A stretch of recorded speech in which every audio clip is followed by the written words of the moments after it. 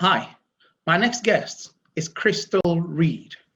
Crystal is based in California and is a B&B host. She's also co-author of Short-Term Rental Success Stories from the Edge, Volumes 1 and 2, along with Matt Maloof. Crystal also runs a boutique virtual assistant company called BeCrystalClear.net. In this interview, Crystal shares a wealth of experience in the short-term rental industry. This video basically is to find out what experience hosts, Airbnb hosts, and other platform hosts are experiencing in their businesses individually, just so that we can put together something called best practice for hosts so that people can learn from our mistakes and our joys in the business. So first of all, I'd like to find out exactly what you've been doing professionally prior to now. Prior to that, I started my own business. It's called, I'm going to turn my phone volume down, I'm sorry. Yeah. It's called BCC, Small Business Management Services, and I'm a virtual assistant. Oh, fantastic. So, yeah, I've always been an administrative assistant, and about the time the economy turned, I was laid off, and it was hard to get back in the job market, so I just started doing it for individuals who needed the support but could not afford a full-time assistant, benefits, that sort of thing. So I just went virtual and started supporting small businesses and, one-man bands, I like to call them. A lot of people who are just individual entrepreneurs needed assistance. Yes. I see. So tell us a bit more about your journey. How did you stumble into the short-term rental market? Are you a host at the moment, or are you aspiring to be a host? I am a host, and I had heard about Airbnb. I had read about it, signed up for it, probably 3 years after they, hit the ground running. So what was that, 208, 209, something like that? Yeah, I didn't do anything with it because I had a young daughter at home. Yeah. And I knew I didn't want strangers in the home with her. Yes. So, I just didn't do anything after I signed up, I just didn't do anything. And then fast forward, she went to college and she started doing it for her apartment when she would come home to visit. Yeah. And she kept saying, Mom, you should really do this. You have all those extra rooms. I've moved out of the home. And I thought, I don't know, strangers in my home. And she says, Mom, it's great extra money. Go ahead and try it. And so actually through her coaching, she mentored me through the process. I started doing it. And then anytime I had a question, a concern, I'd call her up, text her, email her. She'd answer right away. She was kind of like my silent co-host, and she walked me through the process. And then I just ran with it. Yeah. Oh, I see. So have you been renting an entire home, or have you been renting a room? I rent rooms. I have two rooms in my home. I have 2 rooms in my home that I use specifically for Airbnb. And then if I know I'm going to be away, I'll also rent out my own personal room. Oh, wow. So, yeah. That is interesting. Yeah, because the way my home is set up, it has 2.5 bathrooms. And I have an ensuite bathroom in my bathroom, so I can charge a little bit more for a master suite, so to speak. And then I give my guests full access to my home. They can use living room, dining room, family room. They can store their gear in my garage. They can do laundry. Yeah, they have full access to my home. They can go out back. My daughter built a fire pit and a bench seating area and a bar out back. They can go out there and grill, hang out by the fire pit. They have full access. Wow. Have you ever been concerned about security, to your person?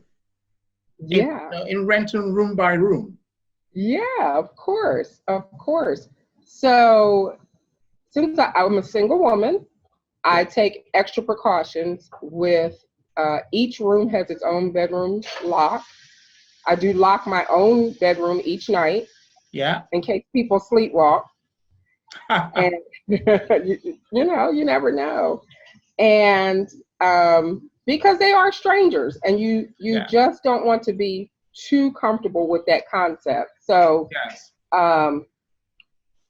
As far as like home security, I have a keyless entry that I can code people in and out of. So if I have to ask them to leave or I don't want them to come back in, I can always code them out and also lock them out. I have several deadbolts. I start requesting ID, yes, pictures on the platform. And I don't ask for pictures because I care what anyone looks like.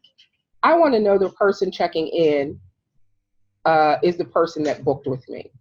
That's very important. Yeah, so those kind of things are important to narrow down the possibility of fraud. You can't totally eliminate it, but you can minimize it. And so I do take those precautions. Mm-hmm. Following on that, have you ever had instances where somebody has booked a room to come in, but actually the person who turns up is not the person who booked? Have you ever had that instance? Because I have not had that experience. I've not had that experience to date. What I have had, though, are people who have brought other guests and didn't feel the need to tell me they were bringing someone or feel the need to pay for the extra person. And on the Airbnb platform, well, on most platforms, as far as I know, because I'm also on HomeAway, they give you the option to say how many guests you're bringing with you. Yes. And some people just say one, because it's cheaper, and then they bring this extra person. And so I, again, check IDs, and I'll also bill extra for the extra person. Now I have it set in my system, if you bring an extra person, it's $15. If the extra person just shows up, it's $25. Okay. Yeah, so you need and the rules are very clear in your manual. They're in my rules. And when I send out my greeting, my thank you for booking with me, I appreciate you so much. Please thoroughly read the house rules and have your guests thoroughly read the house rules, because I want everybody to know, if something occurs, who's responsible for it. Okay. Makes very big sense. What about occupancy? Let's talk about occupancy. Okay. You mentioned that you do also list on booking.com or HomeAway. Is it HomeAway? On HomeAway, yes. Okay, fine. I do list on HomeAway as well. In fact, I list on all 5 major platforms: Airbnb, HomeAway, booking.com, TripAdvisor, and Expedia. Now, tell me, how do you optimize your occupancy? First of all, I don't do based on my location and what I offer. Yes. I'm in a very rural area. My big draw is skydivers. I'm in the skydiving drop zone, world's #1 drop zone at Skydive Paris. And for that, a lot of people book through Airbnb. 90% of my bookings Airbnb. HomeAway, I've been on since last year as well. I've had 2 bookings from HomeAway. As far as booking.com, TripAdvisor, Flipkey, Expedia, all of those, I signed up with them, all of those. When I signed up with them and read further and saw that I was responsible for collecting the fees directly and processing the fees, people are concerned that they're paying Airbnb 3%. To me, that's peace of mind. Right. I did not, because that to me opens me up to more fraud. If somebody does a chargeback or is fraudulent, or if they say I never took the trip but they did, but they call their credit card company and say they didn't, those kind of things. Credit card companies going to side with their credit card holder, and that puts me out. Through Airbnb, I've never had that issue. Either they've absorbed that and I never knew, or it's never happened because of what they have set in place. I also didn't like that, being a single woman, they gave out my address immediately. I did not want that as well. So those other platforms may work for other people. I do have intentions of getting more property. I've owned long-term rental properties previously. Yes. I now want to go back into that market, but doing it for short-term purposes only. Of course. Properties that I will not be living on. I may again take a look at Booking and Trip and Expedia, those kind of things. But for now, I don't want to do that. Yeah. So would you say your occupancy rate hits something like 70%? Are you satisfied with your occupancy rate for your bookings? No, because for me, again, I'm in a rural area, and the only draw in my area is skydiving. So my occupancy is based on the skydiving calendar. Right. I have the occasional guest that comes into town for Amazon because the Amazon warehouse is here. Karma car manufacturing is here. Water district is here. So I'll have the occasional guest come in who's here for business, who are consultants that travel. They're probably 2 to 5% of my business. Literally everybody else is skydiving. Right. And so it's an activity-based booking for you, really. For skydiving, not hiking, not camping, not going to Disneyland. I'm an hour and a half, maybe 2 hours away from Los Angeles, depending on traffic. Right. So who's going to book with me to go to Los Angeles? My draw is skydiving. And when their season ends or calms down, so does my booking. I see. So, yeah, occupancy rate fluctuates. Of course. Dramatically. Plus, they offer lodging. They offer the ability for people to camp there at the drop zone. What I get are the ones who are a little bit more mature. They're tired of the party life. They want peace, quiet, their own bed, a shower to themselves. I get that crowd. Oh, I see. So in the peak season, for example, have you had chances where there's quite a lot of bookings? And if there are, how do you manage your calendar, for example? So last year, I actually did better than this year. And last year, I was just getting traction. This year, to my understanding, the skydivers that stay with me say, oh, I was sitting around talking at the campfire and everybody said, oh, you're staying with that lady in Paris. So they know I'm here and they go, oh, okay, I'll book with her next year. And so, yeah, it's actually been slower this year than it was the previous year. Being that I have 2 to 3 rooms and a couch, I also allow people to couch surf because they do hot air ballooning here. And some people, maybe they come in from Los Angeles and need to spend the night because they go up in the air like 4 or 5 a.m. Yeah. Right. And I'm only 2.6 miles from the location. So they'll come and crash on the couch a couple hours. They'll drive in from LA after work. They get here about 9 or 10, get something to eat, crash, and then get up and go. So I'll also rent out a couch so they can nap. The Airbnb platform will allow you to see all of the calendars at once. So I can actually see them all stacked up under each other and see who's coming, who's going. Just like if you link any, so my HomeAway calendar is also through iCal. I can see what's going on with Airbnb. I can see what's going on with HomeAway and never have a booking problem because I have them automatically blocking the dates off on each platform. So I don't use a channel manager or property manager because my operation is just not that big yet that I can't manage it in between my own business that I'm operating. And I don't mind now putting in that personal touch.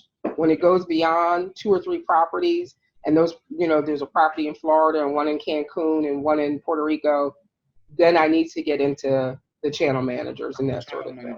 Right, I see. Because iCal, you just literally, you can sync all of the platforms and the calendar will be populated for Airbnb, HomeAway, and for TripAdvisor, whatever platform you've got. The only one I know syncing is Expedia. You still need to babysit it though. Don't ever sleep on that. Don't ever sleep on your pricing. Don't ever sleep on your calendar. Don't ever sleep on your discounts. You must, I would say, touch those things at least once a day.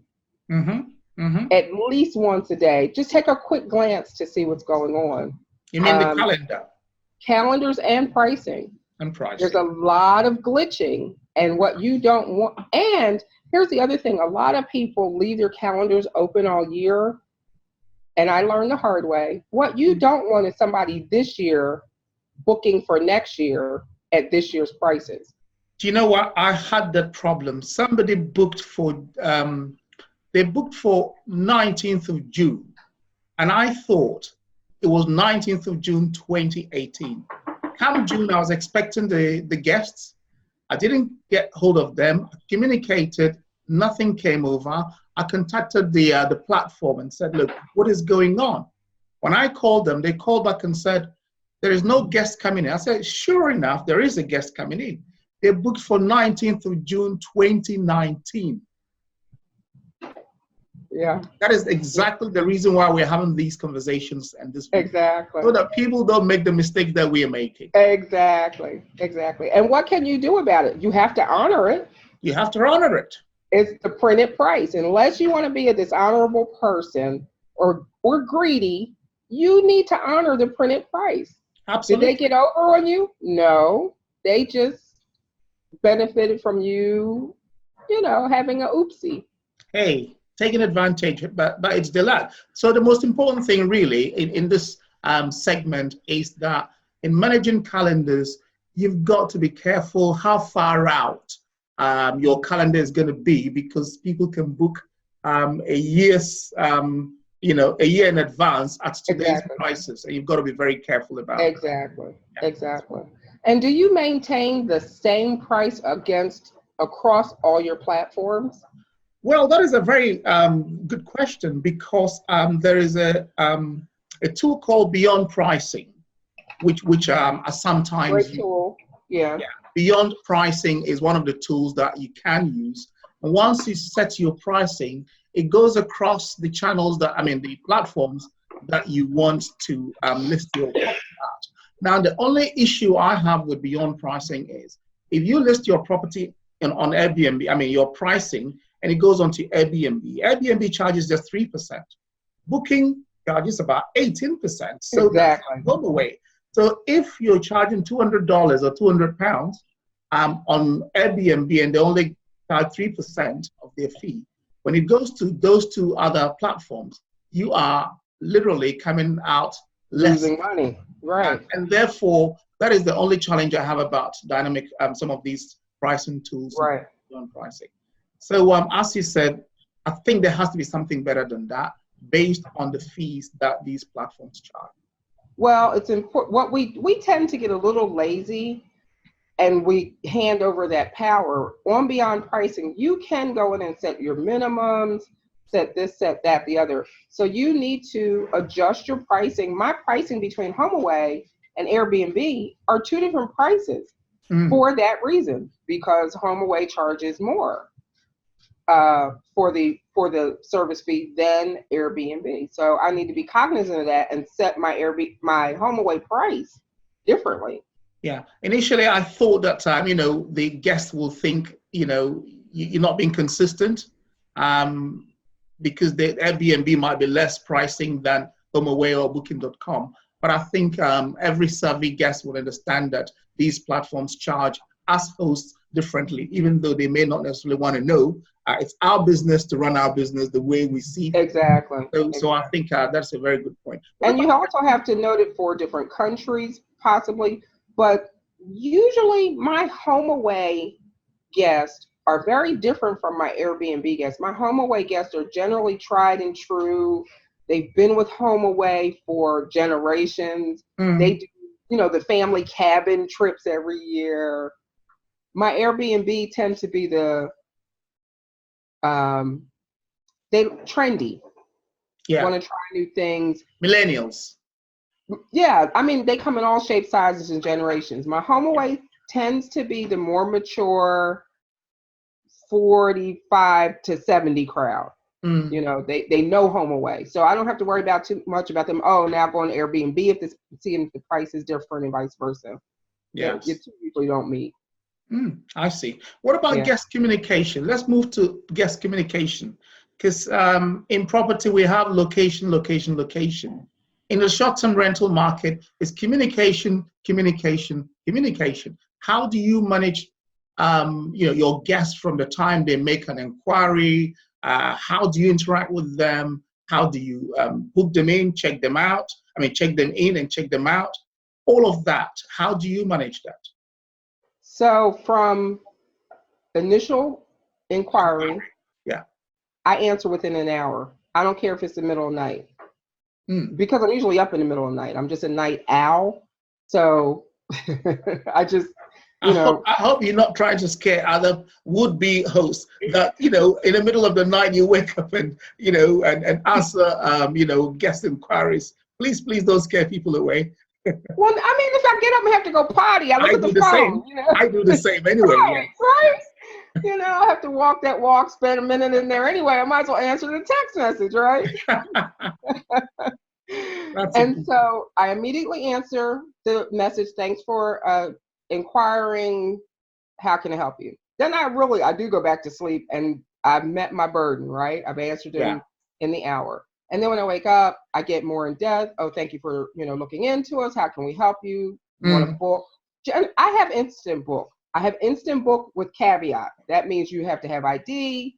You have to have a profile picture. And I did have on there, you needed good reviews. I've since removed that. And I just learned to ask more questions because sometimes reviews can be subjective. So I'm kind of depending on my host gut for that one. So I have instant book. And once they book, I say, thank you for booking. Please read the house rules. What's your expected ETA? Some people get back to me right away. Some people never contact me back and ring my doorbell the day of arrival. And I'm standing there in a towel brushing my teeth, and so they have to wait. So I try to communicate a few times before when is your expected time of arrival? That's very important so that you can get in. My check-in time is after 3 p.m. and I don't hold people from 3 to 8. Most people fly into LAX, Los Angeles International Airport, which is an hour and a half from my house. Yes. With no traffic. And Los Angeles is notorious for bad traffic. So it may take them 2 or 3 hours. And I give them, when they say, oh, I'll be there at 5, I know they're coming from LAX. It means 7. I know that. So I give them that. But if they get there, if they don't communicate and they get there at 10, they go, oh, we're sorry, we stopped for dinner. Right. That to me is not considerate. Just text me and say, hey, we want to stop for dinner. Then I have different expectations of your arrival. I can be ready for that. So I don't send a lot of messages, but I connect with them once or twice before they come. Do you send your house rules to guests the moment they make the booking, or do you wait till they arrive when you do the check-in before you actually give them your house manual or instructions? I don't send it to them. It's on my site, and it's their responsibility as grown adults to read it, especially after I've said to you, please make sure you thoroughly read the house rules. That's a standard statement. Right. So that if they choose not to read it on the flight, before they get in the car, while they're in the bathroom, that's on them. All right. But I also posted in the room, so you still can't say I didn't know. Yes. You've had several opportunities, and I'm pretty strict about my house rules. I've heard, and I'm pretty flexible, but I've heard a lot of people say, oh, only have 3 rules or 4 rules. You don't want to be too stern. But what I've discovered is, not personally, but through other host interaction, when they've called Airbnb because there's been an issue, the first thing is, was it in your house rules that they couldn't do that? Yes. And if you say no, guess what? You have no recourse. So I make sure I say no smoking, no drinking, no parties, no extra guests. all common areas, you must be fully clothed. So they can't say, oh, she didn't say I couldn't walk around in my underwear. It's in the house rules. When I have to ask you to find another place to stay, it's in the house rules. The house rules. So, yeah. So to me, like, I don't ask them to take the trash out, but I do ask, you're welcome to eat in your room, but if you have food, bag it up and bring it downstairs. I'll throw it outside in the trash. Just don't leave it up in your room for a week. Do you charge a holding deposit before they, as part of your process? Do you charge a deposit, damage deposit? I do. And so there's, as you well know, Airbnb does not physically collect a deposit. No. It's a threat. They don't collect it. Yes. HomeAway, and I don't know about the other platforms, but HomeAway physically collects the deposit. Yes. And holds it, and then sends me a message that said, hey, your guest X, Y, and Z has left. Can they have their money back? Or most of their money back? And I say yes. And they release the funds.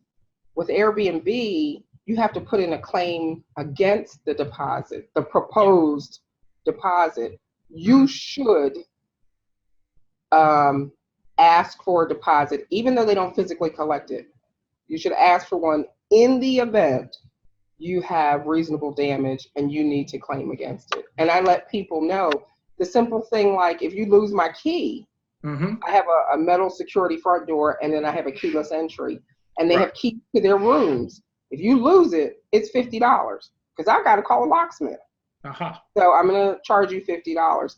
That will be charged against the proposed deposit. And that is in your house manual or house rules? That's in the manuals. That's posted in the rules. That's on the wall in your room. Yes. Everywhere. Along with, when we get to ratings, I will tell you what's posted in the room for the ratings. That is exactly what I'm trying to get to in terms of the reviews. You did mention reviews.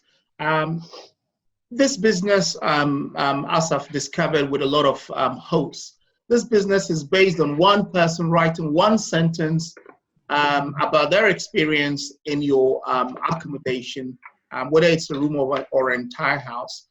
Irrespective of all the efforts you've put in to make it look so shiny, they just look at it and give you one sentence and you're done. How do you manage negative reviews? I've not had negative reviews. Or not 5-star review? I've only had 2 in my very beginning, not 5-star review. One was location. Yeah.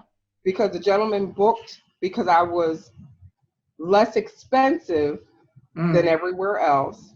Yeah. And when Airbnb showed him availability, they showed him my location. Well, my location was 15 miles from where he actually wanted to be. Right. No fault of the host. And he didn't inquire with me ahead of time. I would have told him, how far away I was from where he wanted to be. And so he dinged me for location. The other one, again, when I had started, an individual wanted to come in at 6 in the morning because he got out of work at 5 a.m. But my check-in time is 3 p.m. Wow. Big difference. Big difference. And it wasn't a matter of him paying extra. I did not have a bed available. I had someone checking out that day. Yeah. My checkout time is noon. That gives me time to clean the room. Yes, 3 hours to clean it up. Yeah. Exactly. So he said, no, I want to come anyway. I'm exhausted. I just got off work. I said, you can come, but you have to sit in the living room. Wow. I have to clean the room. And I mean, literally, he came, sat in the living room, watched me go up and down the steps, mops, buckets, sheets, towels, the person checking out with luggage, the whole 9 yards, the whole circus. And he dinged me on... Obviously, that was obvious. He was not going to give you a 5-star review. Yeah. He was rolling up and down and cleaning and everything else. He was not happy, and he dinged me for that.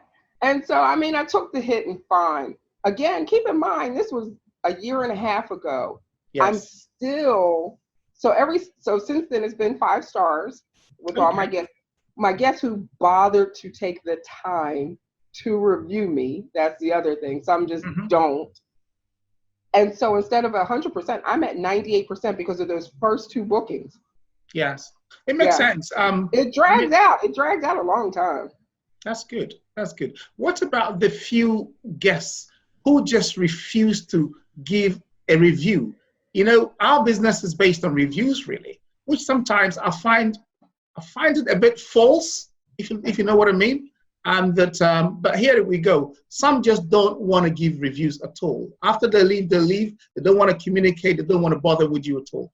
How do we get people, the 2%, the 3% who don't give us reviews, to actually bother to give us reviews? How do we do that? A lot of people say people forget, even though the system reminds you 5-6 times up until the 14th day. Yes. I also send a courtesy message, just one, because I don't want to stress people. And I go, oh, you may have forgotten. If you could take a moment while you're on your flight, or once you land, if you could just take a moment and give me a review. And some go, oh my goodness, I forgot, or I was rushing, and they'll do it. Others just don't. And put a pin in that, because I want to tell you what I just learned.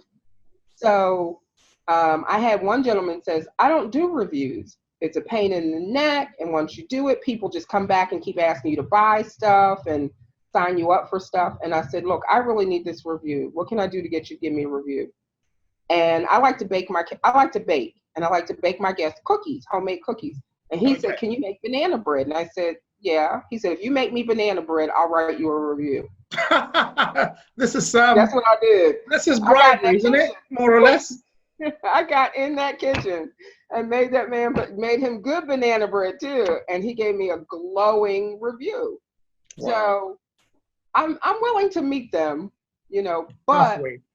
Yeah, what I sincerely do, I like to do subliminal suggestion. So throughout my listing, and specifically in their room, there are 5 gold stars. Yeah. I mean, subliminal suggestion really has an impact. So I put 5 gold stars on I make them little goodie bags. They're on the bag. I have them, on the wall. I have them just in different locations, so that it and then I also try and have a conversation with them. I say, are you familiar with the rating system? And they say yes. And I go, well, what's your interpretation of it? And so a lot of people, especially with the new rating system, yes, they think 5 is the Ritz and 3 is good enough, because now the new system says 3, did they meet your expectations? And a lot of people are choosing 3. 5 is now, did they exceed your expectations? Well, who's going to say that? How many people are going to offer a 5 that said, yes, my host exceeded my expectations? Not a lot. Not a lot. And so I have to educate my guests on what a 5 means. You don't have to give me a 5 if you don't, but I also say, when you're here, if there's a problem, an issue, a concern, anything I can do to make this a 5-star stay, please tell me while you're here. Don't leave and say I didn't meet the objective. I'm here to make your trip within reason pleasant enough. So what I did just learn, though, which other people may have known, this is what I wanted to put a pin in. Yeah. I rate my guests right away. I go make sure the room is not upside down. And, if they're reasonable guests, I rate them and go on about my life. Yes. I didn't know, though, they collect my review like badges and still don't review me. After the 14th day, it posts on their side, so the next host knows that they're good guests. But the next guest doesn't know I'm a good host because they don't bother to do the review. So that's something, I don't want to hinder anybody from their practices, but that's something they may want to think about. If you rate someone, if you rate a guest, that will show up on their side after 14 days, whether or not they rate you. Now, within that 14 days, everybody knows you can't see each other's review until each other reviews. But after that 14 days, your review of them, if you did one, will show up. So I have a lot of guests out there who have a glowing review from me who just didn't bother. Yeah. So that's something to think about. Makes good point. Because a lot of people are on about reviews and some don't want to bother. Are you a superhost? Yes. Okay. Now, would you like to explain to everybody really, is there any difference between being a superhost and not being a superhost? And does being a superhost have an impact on your bookings at all, your occupancy rate? I don't think it has an impact on me personally because, again, 98% of my business is skydivers. Mm-hmm. And so it's a very small community, very tight-knit community. They jump with each other around the world and they meet up in different places. And so it's all word of mouth. And as everybody says the same consistent thing about me, she's kind, she's clean, you'll have a great stay, it's quiet, it's comfortable, it's safe. And so those are my selling points. Yes. If I didn't have superhost status, I would still get the same quantity of guests, but that's for me in my area. For other people who are in high attraction areas, that may be what separates them from a non-super host. Yes. What guests have to be educated on is to read through the good and bad reviews. If you have 5 good reviews and 1 bad one, it may just be that person's experience, personality. Yes. You know, if you got 1 out of 10, maybe the host had an off day. I'll give them that 1. So, yeah, if I'm going to stay somewhere and I wouldn't filter by superhost. I would look at the reviews and read several of them to see what the current theme is. Because if people read through my reviews, the consistent thread in my review is super clean. And so if somebody came in here and said, oh my God, it was dirty, you know, somebody with common sense should read through that like, oh, that person's a white glover. Yeah. You know, they need the white glove inspection because everybody else has said it was super clean. So I think you need to read past. Superhost is a nice badge. It's a nice achievement to strive for initially. Yes. To help you stay on your toes and to get you on your toes and to hopefully weed out, which it hasn't been really good at doing, those hosts that are not so great. Yes. You know, that really they shouldn't even be on a platform in some instances. Yes. But there are some people who have not been able to achieve superhosts who are really great hosts, have really clean places. There's nothing wrong. Yes. As a host, I strive to make sure that the properties I put on the market are, you know, to a very high standard. Although you might get guests who perhaps have a higher standard or are just being played mean. I went to an Airbnb place as a guest, and it was a room. And the moment I entered it, oh my God, I said, wow, is this an Airbnb? Is this a host? And then I proceeded to go into the bedroom where I was allocated to and everything else. Frankly speaking, I felt guilty rating my hosts negatively. But I did actually call them on the side and say, look, I think your standards are appalling and you cannot be a host doing this business. I did give him a very average rating, but actually should have been really, really poor. I haven't been there since, obviously I wouldn't. I don't know whether they've improved on it, but there are some hosts who are playing lazy and are in it for the money. And I think people like that should be weeded out in this business. What do you think? I think so as well. The hard part is, specifically if you're in a foreign country, you land in the middle of the night, and Airbnb says, oh, we'll stay there the night and we'll get you somewhere tomorrow. You're sleeping in all your clothes. You know, you don't even want to sleep in there. You're willing to sleep outside. It's so dirty or so whatever, but you're stuck. Or, yeah, I don't think those people should be allowed on platform. But I also am a sincere believer in start where you are. Use what you have. Do what you can. That doesn't mean serve it to me on a dirty plate. Yes. But if the plate's got a chip in it, I'm okay with that. Yeah. This is what you have. But it could be clean. Yes. You know? Cleanliness is very important in the business. Yeah, I mean, use what you have, clean it up, straighten it up, make it as nice as possible. And that's the key. People appreciate hominess. My home is not new, it's not modern, it's very eclectic, it's not fancy, it's warm and cozy, but it's clean. If I can't do anything else, I can clean. What does that cost me, right? So present that to people. And I also think that all guest amenities should be, especially for home share hosts, all amenities should be separate from family amenities. So towels, they're not family towels. Sheets, not family sheets. The kids and dogs don't sleep on the bed when the guests are not there. Keep that room ready in case you get a booking. It should be pristine at all times. Yes. You know, don't store stuff in the closet that's the guest closet. Those kind of things. That room, that whatever is designated for that guest, keep it guest ready and keep everybody else out.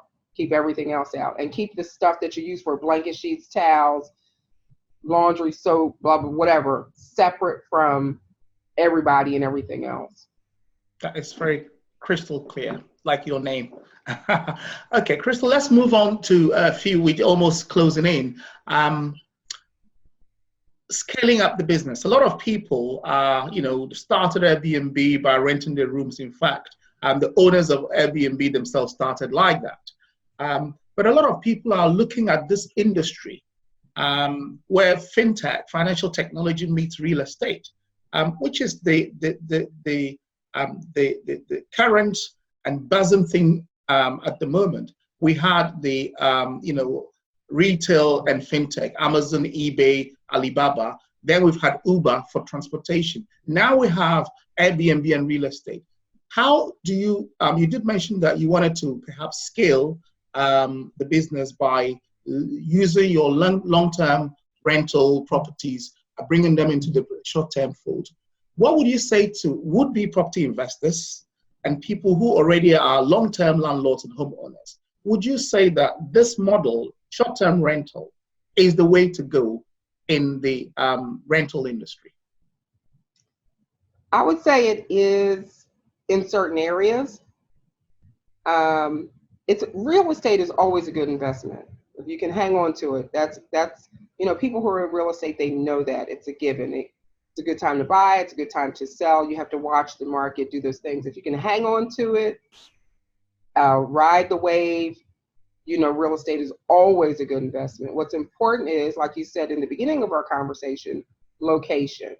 So for me to get another property here and use it for short-term rental would not be a good investment for several reasons. One, because of natural disaster or man-made disaster. We just had fires not too far away from me, probably 11 miles.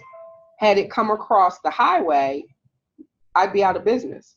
I'd be out of a home, whatever parts would burn. And if all of my holdings were in one area, that would be a bad thing. If all my holdings were in Florida or South Carolina or, wherever else they're having problems, that wouldn't be a good thing. So I really need to look at having my main property and then having some others in other states, in other countries, in other cities, and then positioning them for profitability. So I want to have it in a high traffic area.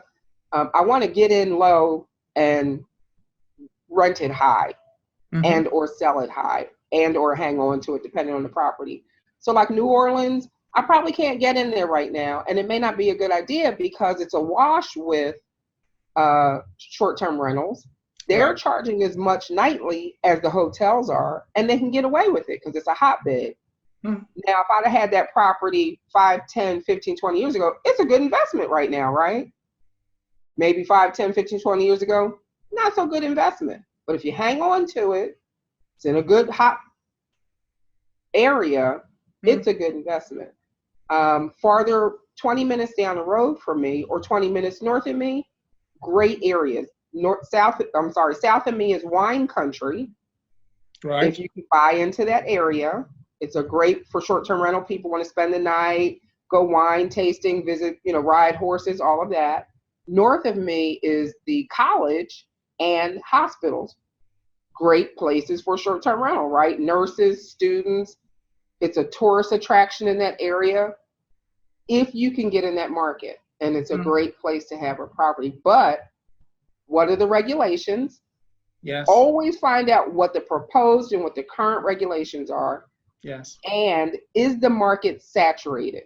If it's everybody's buying into it, that's probably not where you want to be, because you're going to be hard. It's going to be a hard fight to have your cream rise to the top. If there are no regulations in place currently, like my little town, guess what? Get in bed with the council. Help them set regulations so that it's to your favor. And that's just what I'm doing. I'm making relationships with my city council, with my city planning, with my drop zone manager, so that as other people start to see how rich this is and start coming in, I've tried to help to set up regulations and planning and things like that to our short-term advantage. Well, okay, to my advantage. But anyway, and then, looking down long-term so that we all benefit from it. So if you, instead of fighting with your council, see if you can side next to them, get involved in the planning, educate them. A lot of my city managers had no idea what Airbnb was. So they were ready to vote on something. They didn't even know kind of what they were voting on. I had to educate them. Absolutely true. That is absolutely true. There's two things I pick up from this answer, which is a fantastic response. One is you said getting low, rent high. Okay? And the second thing you also talked about is for property investors and people who want to get into this business, once again, it's location, location, location. By that, I think you mean location to proximity to events, proximity to hospitals, to schools, proximity to skydiving activities, proximity to where there is traffic, town centers, things like that. That is where people are zooming into. And therefore, if you're going to be renting your short-term accommodation on these platforms or in this business, then location, location, location, getting low, rent high. If possible. And keep in mind the fluctuations. Like, again, for me, the high time for skydiving, they skydive year round here in California because of the weather. But also because here the weather, we do have a lot of dirt devils and things like that. So there are times where they cannot skydive. The high times are April 1st to November 30th. Right. So in between that time, I'll have, one or two stragglers that'll come in for skydiving, or one or two businessmen business people, who come in because they have business in the area and they'll stay a week or two. Other than that, during the summer, I'm usually, like one person behind the other, stacking them up, usually for skydiving. So people who live near Disneyland, they stay busy year round. But their market is also saturated. So sometimes, some locations, they have to sell their rooms or their homes really cheap because everybody else there is doing the same thing. Let's see. Yeah, people who have cabins or chalets, they can do it. I think they have a 4-month window, maybe 3-month window, high prices, but they only have that narrow window. And then the rest of the time, they go up and visit themselves. They let family members use it. Vegas is a great market. Vegas is 24/7, 365, right? But their regulations are kind of strict. Yes. So that's where you want to do your homework. And in certain locations, you have to buy the business license, the operating certificate, and they follow you on taxes, and they follow you on number of days in Palm Springs, and they follow you on occupancy. So those are the kind of things you have to do your homework about before you just go out and get a property and say, hey, we're going to short-term rental. Fantastic. Crystal, I've got 3 questions, which is going to be the final 3 questions. I'll try and be brief this time. Yes. The first one is, you did say that you have services that you offer, as a virtual assistant. Could you elaborate a bit on your services you offer so that if people like myself or other hosts need your services as a virtual assistant? Because in this business, only people who are in the business know what the business needs. And therefore, as a virtual assistant, can you tell us exactly what you do and how people can find you? I will do that. Thank you. So my business is called BCC, Small Business Management Services, which means be crystal clear, Small Business Management Services.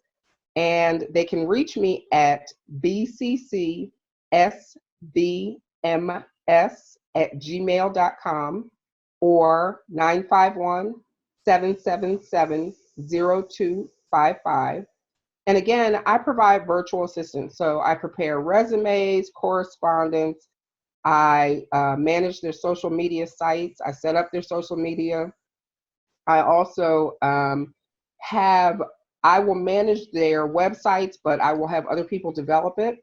Mm-hmm. I help people with proofreading their documents, managing projects, setting up events, coordinating events, doing all the administrative tasks that the entrepreneur generally does himself, really doesn't have time to do. I also co-host and I help people manage their platforms, their sites. It's important to have a second set of objective eyes on whatever you put out, because most people develop things and they go, oh, I like that, but it's not for you. It's for your audience. And so I help people work through those processes and things like that. So Fantastic. That's the basic for my business. We'll put this across when we eventually get to get the video out there. But of course, you'll see it before. The second question, the second one or penultimate question is, what would you say to people who are thinking about being hosts, property investors who are thinking about buying properties just to put in the short-term rental market, and existing landlords who have long-term rentals and are thinking, hey, I better get into this, I better get a bit of this cherry pie before it finishes. What would you say to people like that? Do your homework, as I explained earlier, with the city, with the regulations, find out what the costs are going to be. Expect highs and lows. It's not always going to be a high season, and you're not always going to make what you made the year before. I would say put your locations in different areas in the event of natural disaster, or if, say, you have all your property in Palm Springs and Palm Springs shuts them all down, guess what? You're basically out of business. Mm-hmm. So I would diversify your portfolio. I would also, I've done long-term rental. I prefer, now that I've done short-term, I prefer short-term. The money is better. It's 1.5 to 3 times the monthly amount on regular rental, if people think about it, is what you can make if you do your pricing right. And then also, you're not dealing, say if you have a problematic tenant and they have a yearly lease, you're dealing with that for a year and or more if you have to go through the eviction process. If you're dealing with short term, you have a 2-3 day rental and they give you a headache, they're gone. Mm-hmm. Right?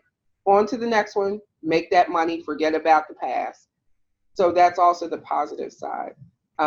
If you have property that currently has a long-term rental, I would let that rental die out, test the waters in short term, and then if you get a feel for it, I'd say go for it. I'm not particularly fond of rental arbitrage, and I'm speaking from an uneducated point of view. Rental arbitrage is what we call rent to rent, where somebody rents a property from a landlord and rents it out, or where other people call it master lease, where you sign a master lease, rent the property from a landlord, and sign a lease with them and rent it out. Is that what you're calling rental arbitrage? Exactly. But I mean it from the perspective of, say, it's your rental, or if you're renting an apartment and your landlord says, look, I know you travel a lot. If you want to sublet or short term, I'm good with that. Okay, I'm good with that. But as far as me doing rental arbitrage on 20, 30 places, if all those places shut down, my income is gone. My livelihood is gone. So I would say, again, mix and match your portfolio just like you do your retirement plan. You don't put all your eggs in the arbitrage basket, in the one basket. Mix and match. Own some things, you know, co-host some things, arbitrage some, mix and match your portfolio so that you have a sure footing and you don't get caught, you know, holding the bag should everything go under at one time. That's a good one. Mix and match the portfolio, because there's a lot of people who are doing rental arbitrage. And for example, if you don't get bookings, you still have the landlord to pay. And I understand that a lot of people are having problems now. And I know a few hosts personally who are struggling with the master lease or rent-to-rent model. And, you know, co-hosting is beginning to become the hot potato within the STR industry at the moment. Right. And what if the landlord sees the good money you're making? You don't think they're going to want to take that back over and do it themselves? Obviously, they would. Or they want to put the rent up, and they know that you will not be able to afford it because they want to get back in the backyard and do the STR themselves. Exactly. A special note to those doing condos.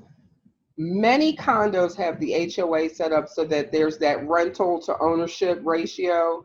So be careful when you go into a condo situation. You think, oh, I'm going to, you know, short-term rental this. Find out what the HOA is all about and what they will allow and won't allow. A lot of people get jammed up with that after the fact. Yeah. Okay. Finally, Crystal, if you were an animal, what animal would you say you are and why? And how does that impact on your business right now? Well, first of all, I never did get the whole animal, which one I am concept thing. Right. I'm into ladybugs. Does that matter? Okay. Right. Because ladybugs, you know, and if you look around my home, they're everywhere. I mean, everywhere. I see. Everywhere. And my daughter's over in the other room agreeing with that. Because, you know, they come in, they land, they kind of let you enjoy their beauty. They do what they're supposed to do, and then they fly away. So, yeah. Just like your guests, I guess. Yeah, there you go. I never thought of it that way. There you go. There you go. So, fantastic. Crystal, I can't thank you enough. It's been a pleasure having you online and you know, in this interview. And you will hear from us soon. And thank you very much for this interview. Thank you, Douglas, for this opportunity. And I have to tell you, I have been trying to pay attention, but I'm looking at the poster behind you, and it's just, it's awesome. It's awesome. Yes, I love it. Thank you. Yeah, it's pretty cool. So thank you for this time and this opportunity. I really appreciate it. And, you know, anytime you need me for anything, I'll see you on the boards. Look forward to speaking with you again and, you know, picking your brain. Excellent. Thank you so much. Nice having the conversation. You too. Have a good night. Bye-bye.